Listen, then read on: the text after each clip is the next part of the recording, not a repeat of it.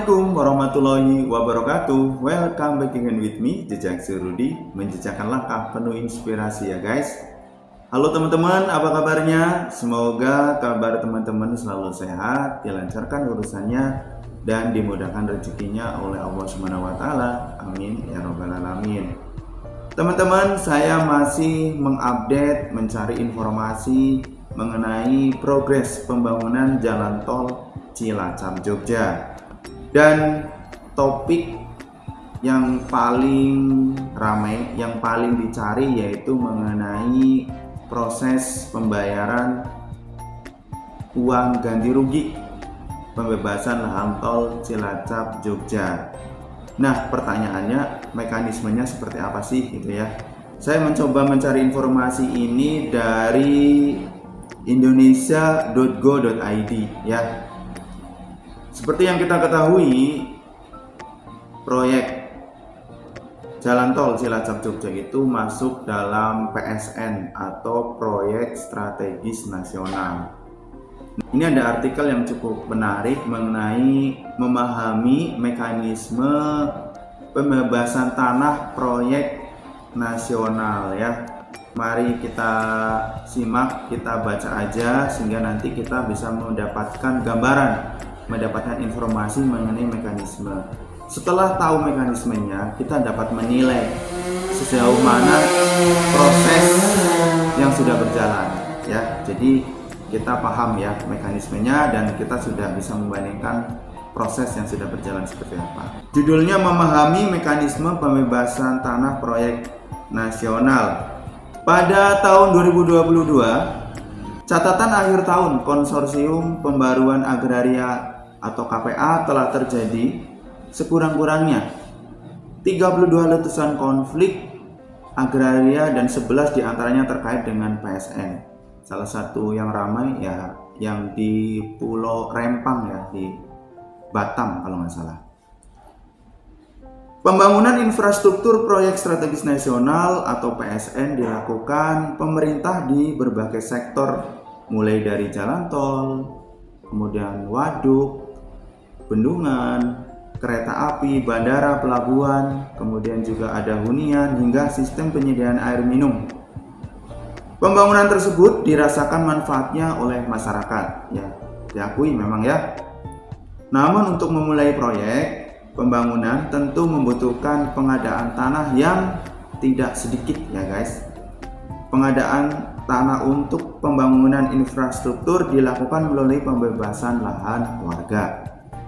Staf khusus dari juru bicara Kementerian Agraria dan Tata Ruang Badan Pertanahan Nasional atau ATR BPN, Teguh Taufikul Hadi, kepada awak media menjelaskan tahapan pengadaan tanah untuk PSN yang meliputi perencanaan, kemudian persiapan, pelaksanaan, dan penyerahan hasil.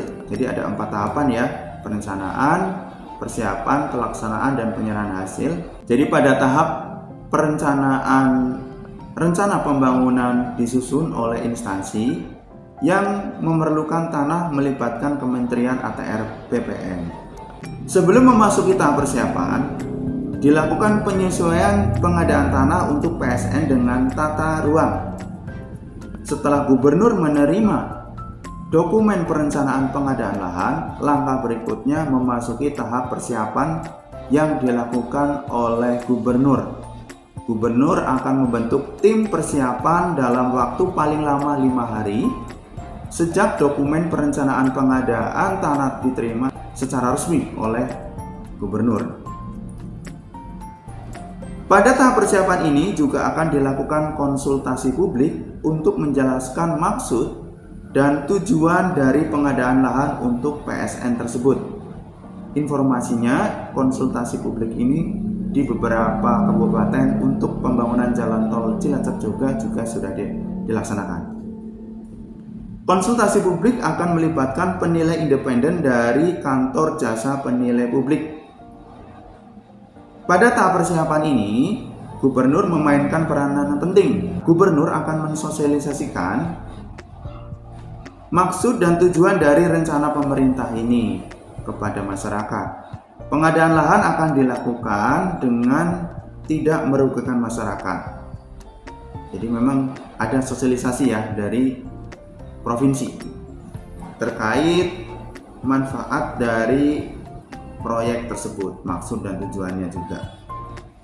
Jadi setelah ada sosialisasi, kemudian selanjutnya melakukan pendataan awal di lokasi rencana pembangunan. Pendataan ini meliputi kegiatan pengumpulan data awal pihak yang berhak menerima penggantian tanah dan objek pengadaan tanah.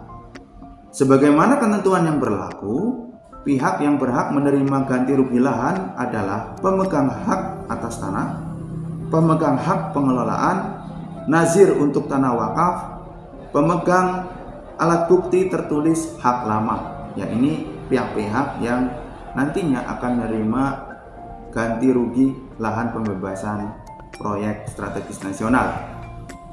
Samping itu juga, masyarakat hukum adat atau pihak yang menguasai tanah negara dengan itikat baik, pemegang dasar penguasaan atas tanah dan pemilik bangunan, tanaman, atau benda lain yang berkaitan dengan tanah. Selain tanah dan bangunan, tanaman yang tumbuh di atas lahan lokasi rencana pembangunan akan dihitung untuk mendapatkan uang ganti kerugian. Di sini disebutkan tanaman ya. Jadi tanaman yang mempunyai nilai ekonomi ya. Jadi semuanya dinilai mulai dari luas tanah dan bangunan, apa yang tumbuh di atasnya seperti tanaman, pohon hingga sumur, bahkan bunker bawah tanah dan septic tank pun akan dihitung. Jelas Taufikul Hadi seperti dikutip kompas.com. Ya pokoknya semuanya baik tanah, bangunan maupun apa-apa yang ada di situ ya, di tanah tersebut dihitung. Pada tahap ketiga yaitu pelaksanaan pengadaan tanah, Kepala Kantor Wilayah selaku Ketua Pelaksana Pengadaan Tanah yang akan menjadi pelaksana. Kepala Kantor Wilayah membentuk Pelaksana Pengadaan Tanah yang terdiri dari pejabat yang membidangi urusan pengadaan tanah di lingkungan kantor wilayah, Kepala Kantor Pertanahan setempat, pejabat perangkat daerah provinsi, camat, lurah dalam melaksanakan pengadaan tanah. Tahap terakhir yaitu penyerahan hasil pengadaan tanah. Pelaksanaannya dilakukan secara bertahap dengan berita acara yang selanjutnya digunakan oleh instansi yang memerlukan tanah tersebut ya untuk membuat sertifikat. Taufikul Hadi menjelaskan, setelah penyerahan hasil pengadaan tanah oleh Ketua Pelaksana Pengadaan Tanah selesai, instansi yang memerlukan tanah bisa mulai melaksanakan pembangunan secara parsial maupun secara keseluruhan. Nah, demikian tadi informasi mengenai mekanisme pembebasan lahan dalam proyek strategis nasional ya. Jadi meliputi perencanaan, persiapan, pelaksanaan, dan penyerahan hasil. Kemungkinan ya yang kita lihat sekarang ini masih di tahap persiapan ya. Ya, segala sesuatunya barangkali masih persiapan, sehingga ya kita sabar saja menunggu proses yang sedang berjalan ini ya guys. Demikian konten kali ini mengenai mekanisme pembebasan lahan untuk proyek strategis nasional. Semoga bisa memberikan informasi dan inspirasi kepada kita semuanya. Oke, sampai di sini dulu konten kali ini. See you in the next video. Bye bye. Wassalamualaikum warahmatullahi wabarakatuh.